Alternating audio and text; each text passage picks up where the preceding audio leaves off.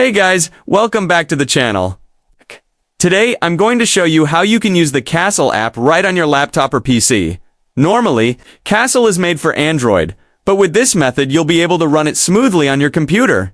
The first thing you need is an Android emulator. The two best ones are BlueStacks and Nox Player. Go to their official websites, download the installer for your computer, and then run the setup.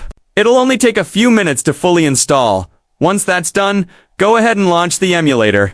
It's going to look like an Android phone on your screen. The very first time you open it, you'll need to log in with your Google account. Just like you would on a regular Android device. Now inside the emulator, open up the Google Play Store, search for Castle, and click Install. If you already have the APK file, you don't even need the Play Store. Just double-click the file and it will install automatically. After installation, look for the Castle app icon in your emulator's home screen. Click it, and that's it.